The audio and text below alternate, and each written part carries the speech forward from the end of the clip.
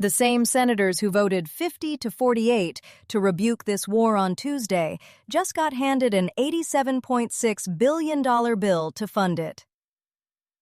If you're just joining, until today, this was a looming congressional fight.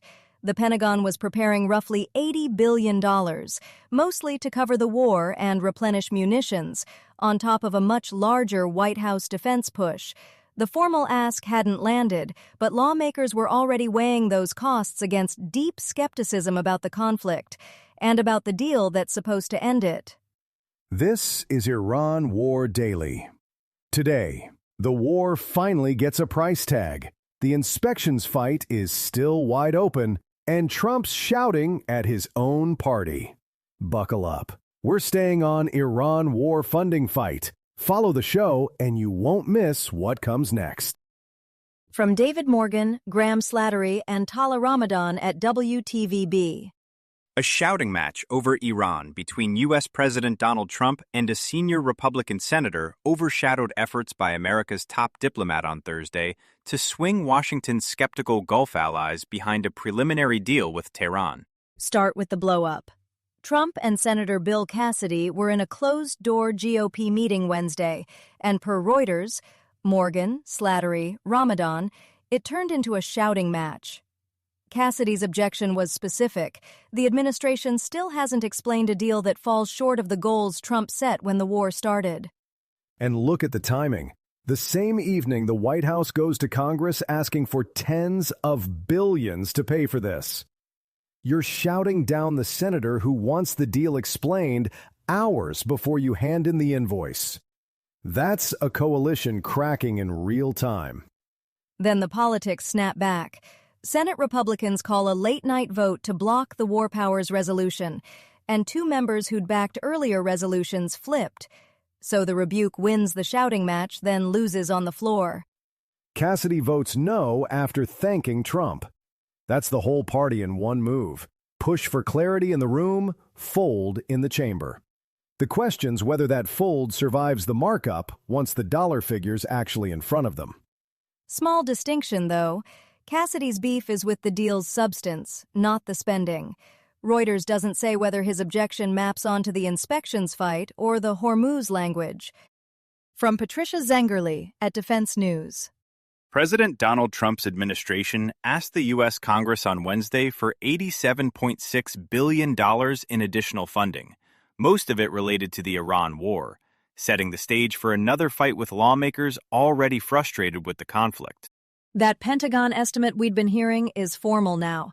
The White House transmitted a supplemental request to Congress Wednesday, $87.6 billion, most of it tied to the Iran war, per Patricia Zengerle at Reuters.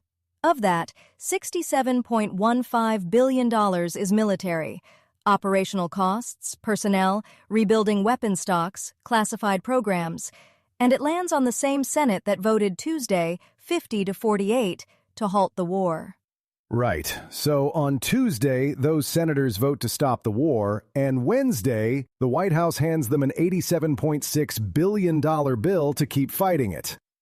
The appropriators don't get to wave a hand at that anymore. That's a live markup fight. And $21 billion of it is munitions and shoring up the industrial base. You don't spend $21 billion replacing bombs for a war you're telling Congress is winding down to a peace deal. And for scale, Rich, this $87.6 billion sits on top of roughly $1 trillion appropriated last year, and another $1.5 trillion Trump wants for next year, per Defense News. From Pakistan Today. U.S. President Donald Trump said that Iran had agreed to nuclear inspections into infinity, while Tehran said it had made no such concession in negotiations, raising questions about the viability of their fragile peace deal. Here's the specific fracture. Trump says Iran agreed to nuclear inspections into, his word, infinity. Tehran says it made no such concession. That's Reuters, June 24th, out of Switzerland. And it's not just inspections. The two sides give conflicting accounts on frozen assets, on the Strait of Hormuz, on Lebanon, nearly every pillar of a framework they signed last week.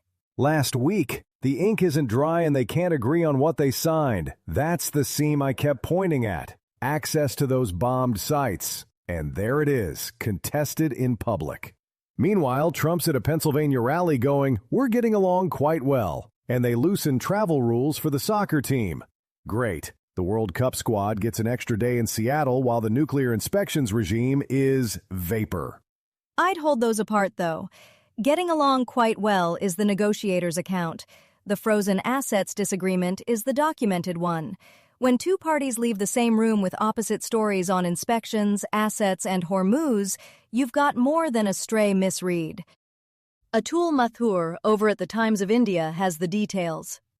Iran's oil minister lands in Delhi during a 60-day U.S. waiver window, and that timing is the whole story. Tehran's not waiting for Switzerland to bless anything. They're out lining up buyers before the clock runs out August 21st. The official is Iran's oil minister, and the visit is Delhi today, per Atul Mathur in the Times of India.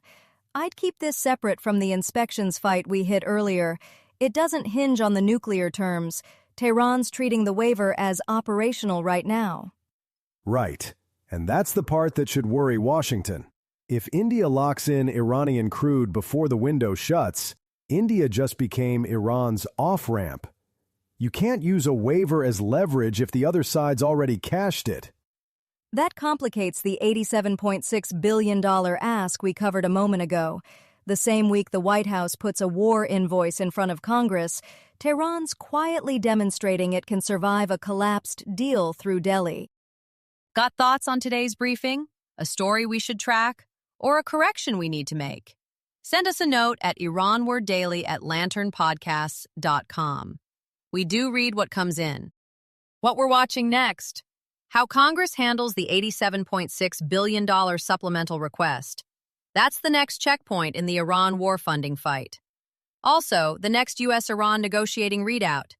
It needs to clarify whether Tehran accepted open-ended nuclear inspections or rejected them. We've put links to every story we covered in the show notes, so if one caught your ear, you can go straight to the source. That's Iran War Daily for today. This is a Lantern podcast.